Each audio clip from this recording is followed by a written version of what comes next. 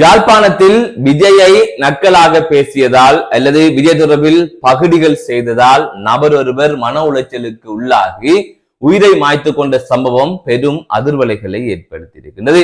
இந்த சம்பவம் தொடர்பான செய்திகள் வெளியாகி தற்பொழுது பெரும் பேசுபொருளாக மாறி இருக்கின்றது. எங்கே எமது சமூகம் சென்று கொண்டிருக்கின்றது என்கின்ற பெரும் கேள்வியையும் இந்த சம்பவம் எழுப்பியிருக்கின்றது. அதுதவிர தமிழக சட்டமன்ற தேர்தல் கடந்த 23ஆம் தேதி இடம்பெற்றிருந்தது. அதன் முடிவு கடந்த 4ஆம் தேதி வெளியாகின்றது. அதன் தொடர்ச்சியாக இன்றைய தினம் விஜய் அவர்கள் ஆளுநரை சந்திக்க இருக்கின்றார். நாளைய தினம் அவர் முதலமைச்சராக பதவி ஏற்க இருப்பதாக கூறப்படுகின்றது. இவ்வாறான சூழ்நிலையில் விஜய்க்கு 108 ஆசனங்கள் தான் இருக்கின்றது. மேலும் 11 ஆசனங்கள் விஜய்க்கு தேவைப்படுகின்றது. இவ்வாறான சூழ்நிலையில் விஜய்க்கு யார் ஆதரவு வழங்குவார்கள் என்கின்ற கேள்வியினை பலர் எழுப்பி வந்தார்கள். என்ன சொன்னால் திமுக கூட்டணி மற்றும் அதிமுக கூட்டணி பலமாக இருக்கின்றது. அங்கிருந்து கட்சிகள் வருமா என்கின்ற கேள்வி இருந்தது. ஆனால் தற்பொழுது காங்கிரஸ் திமுகவுடனான உறவை முறித்துக் கொண்டு தமிழக வெற்றி கழகத்திற்கு ஆதரவு வழங்கி இருக்கின்றது. அது தொடர்பான நிகழ்வும் இடம்பெற்றிருக்கின்றது. இதில் இருக்கின்ற பெரும் கேள்வி என்னவென்று சொன்னால், இலங்கையில் இருக்கின்ற தமிழர்கள் விஜயை கண்மூடித்தனமாக ஆதரித்து வருகின்றார்கள்.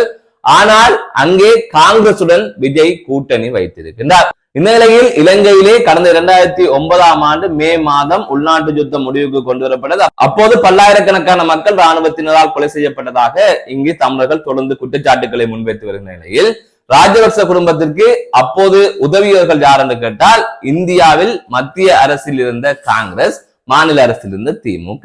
இப்படி இருக்கின்ற போது விஜய் அவர்கள் காங்கிரசுடன் கூட்டணி வைத்திருக்கின்றார். இதனை எவ்வாறு பார்ப்பது என்கின்ற பெரும் கேள்வி இருக்கின்றது. எனவே இனத்தை விட்டுவிட்டு விஜய்க்கு இவர்கள் ஆதரவு வழங்கக்கூடிய சூழலில் தற்பொழுது இருக்கின்றார்களா என்கின்ற பல்வேறுபட்ட கேள்வி இருக்கின்றது. அதை தவிர விஜய் காங்கிரசுடன் இணைவார் என்பது ஏற்கனவே தெரிந்த விடயம். அதை நான் தேர்தலுக்கு முன்னர் வெளியிட்ட காணொலியில் குறிப்பிட்டு இருந்தேன். அதை தவிர அதிமுக ஒரு அதிரடி அறிவிப்பை வெளிப்படுத்தி இருக்கின்றது. இவை தொடர்பாகத்தான் இந்த செய்தி தொகுப்பிலே விரிவாக பார்க்க இருக்கின்றோம்.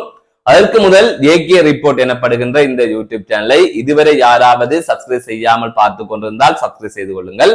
தொடர்ந்து அருகில் இருக்கின்ற பெல் பட்டனை கிளிக் செய்வதன் ஊடாக நான் போடுகின்ற ஒவ்வொரு காணொளிகளையும் நீங்கள் உடனுக்குடன் பார்க்கக்கூடிய வகையில் இருக்கும். நான் நடராசா ஜெயகாந்தன். தற்பொழுது செய்திகளுக்குள்ள செல்லலாம். யாழ்ப்பாணத்தில் இளம் குடும்பஸ்தர் விஜய்க்காக உயிரை மாய்த்து கொண்ட சம்பவம் தொடர்பான செய்திகள் வெளியாகி பெரும் பேசுபொருளாக மாறி இருக்கின்றது. அது தவிர அதிர்ச்சியையும் ஏற்படுத்தி இருக்கின்றது.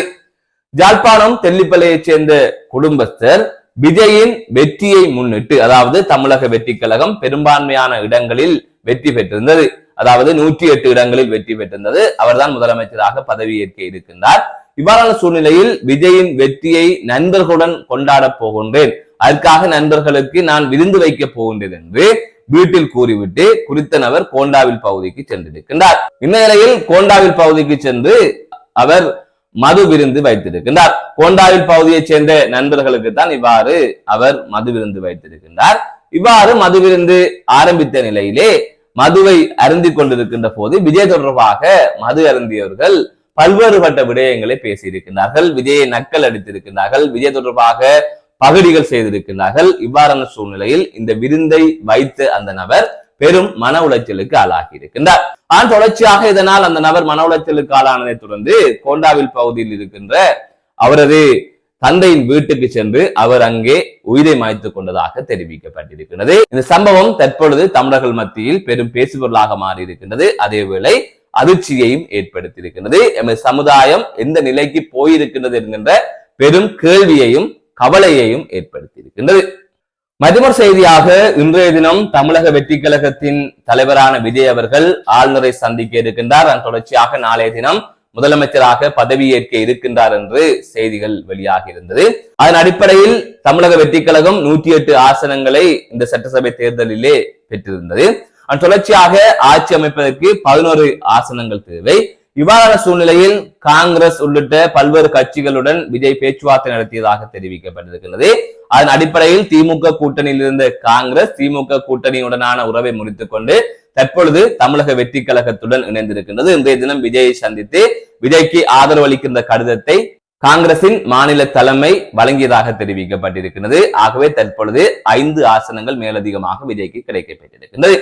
அதேவேளை பனையூரிலே வேறொரு இடத்தில், விஜய் அலுவலகத்தில் இல்லை, வேறொரு இடத்தில் பனையூரில் தான் பாமக அலுவலகம் இருக்கின்றது. அந்த பாமக அலுவலகத்தில் அன்புமணி ராமதாஸ் தலைமையிலே அங்கு கூட்டம் ஒன்று இடம்பெற்று வருவதாக கூறப்படுகிறது. அந்த கூட்டம் எதற்காக என்று சொன்னால் விஜயுடன் சேரலாமா இல்லையா என்பது தொடர்பாக கலந்தாலோசிப்பதற்கான ஒரு கூட்டமாக அந்த கூட்டம் அமைந்திருப்பதாக பார்க்கப்படுகின்றது. ஆகவே அவர்களும் இணைந்தால் தமிழக வெற்றி கழகத்திற்கு 10 கிடைத்துவிடும். அதை தவிர விசிகே சேரும் என்று எதிர்பார்க்கப்படுகின்றது. எனவே திமுக கூட்டணியில் இருக்கின்ற அனைத்து கட்சிகளும் இவ்வாறு விஜயுடன் இணைவதற்கான வாய்ப்பு தற்பொழுது ஏற்பட்டிருக்கிறது. அதை விட காங்கிரஸ் பயப்படுகின்றது என்று சொன்னால் அதிமுக ஒருவேளை வெளியிலிருந்து ஆதரவு தருவதாக அறிவித்து விட்டால் நாளை விஜயின் அரசியல் பாஜகவை நோக்கி நகரும் என்று காங்கிரஸ் பயப்படுகின்றது. அதன் அடிப்படையிலே காங்கிரஸே ஏனைய கட்சிகளுடன் பேசி விஜய்க்கு பெரும்பான்மையை வழங்குவதற்கு தற்பொழுது மும்முரமாக செயற்பட்டு வருவதாகவும் கூறப்படுகின்றது. அது தவிர அதிமுக தரப்பில் இருந்தும் ஒரு தகவல் வெளியிடப்பட்டிருக்கிறது. அதிமுகவின் தேசிய செய்தி தொடர்பாளர் ஊடகங்களுக்கு கருத்து தெரிவிக்கின்ற போது விஜய் பல கட்சிகளின் ஆதரவில் ஆட்சி அமைக்க போகின்றாரா அல்லது ஒரு கட்சியின் ஆதரவுடன் ஆட்சி அமைக்க போகின்றாரா, அப்படியானால் அதிமுக விஜய்க்கு ஆதரவு அளிப்பதற்கு தயார் என்கின்ற அடிப்படையிலே அந்த கருத்து அமைந்திருப்பதாக பார்க்கப்படுகின்றது. எனவே விஜய்க்கு யார் ஆதரவு அளிப்பார், விஜயுடன் யார் வருவார் என்கின்ற பெருங்கேள்வி நிலையில் தற்பொழுது விஜயுடன் சேர்வதற்கு பலரும் போட்டி போட்டுக் கொண்டு இருக்கின்றார்கள் என்பதை பார்க்கக்கூடிய வகையிலே இருக்கின்றது. எனவே இவ்வாறு அந்த களம் போய்கொண்டிருக்கின்றது.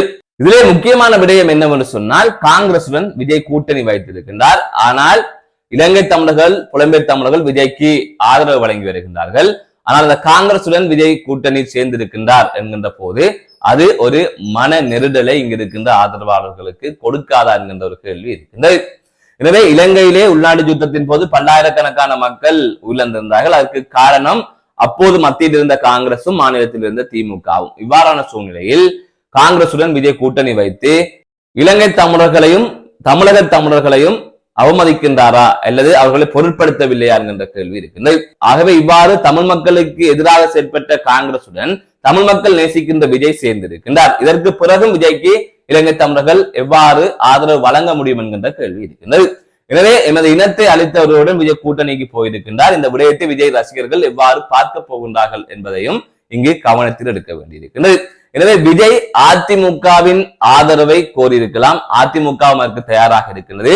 வெளியிலிருந்து அதிமுகவின் ஆதரவை பெற்றிருக்கலாம். அவ்வாறு பெற்றிருக்கின்ற பட்சத்தில் இந்த பிரச்சனை வந்திருக்காது. விஜய் தொடர்ந்து காங்கிரசுடன் இணைவதற்கே முனைப்பு காட்டி வந்தார். அதன் அடிப்படையிலே அவர் இணைந்து விட்டார். அவர் என்ன நினைக்கின்றார் சொன்னால் அதிமுகவின் ஆதரவை பெற்றால் பாஜகவின் பக்கம் செல்ல வேண்டி வரும், பாஜகவின் சைட்டை எடுக்க வேண்டி வரும் என்கின்ற அடிப்படையிலே அவர் திமுக கூட்டணியில் இருக்கின்ற கட்சிகளை எடுப்போம், காங்கிரஸ் பக்கம் போவோம் என்று சொன்னால் தமிழகத்தில் பாஜகவுக்கு எதிரான ஒரு அலை இருக்கின்றது அல்லது பாஜகவுக்கு எதிரான ஒரு நிலைப்பாடு இருக்கின்றது. அப்படி இருக்கின்ற போது தமிழக மக்கள் என்ன நினைப்பார்கள் என்று அவர் யோசிக்கின்றார். மற்ற பக்கம் காங்கிரசுக்கும் கடும் எதிர்ப்பு இருக்கின்றது. காங்கிரஸ் ஒரு இனத்தை அளித்த கட்சி, ஆனால் பாஜகவை விட மோசமான கட்சி காங்கிரஸ்.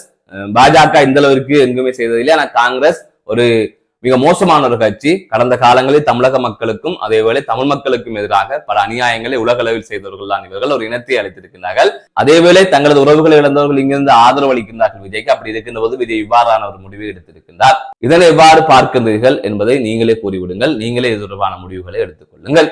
அதேவேளை நேற்றைய தினம் விஜயின் வெற்றி கொண்டாட்டத்தில் கலந்து கொண்ட இருவர் வீடு நோக்கி செல்லுகின்ற போது விபத்துக்குள்ளாகி உள்ளதாக செய்திகள் வெளியாக இருந்தது. இது தொடர்பாக அப்போது ஊடகங்களில் செய்திகள் வெளியாக இருந்தது. ஊடகங்களில் வெளியான செய்திகளை மேற்கோள் காட்டி நானும் செய்தியை வெளியிட்டிருந்தேன்.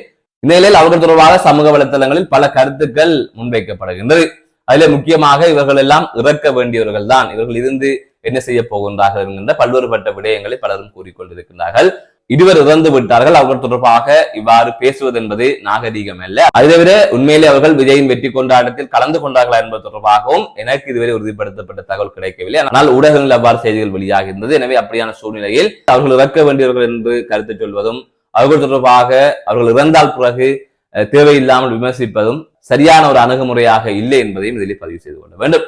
மீண்டும் ஒரு காணொளி சந்திக்கின்றேன். நான் நடராசா ஜெயகாந்த்.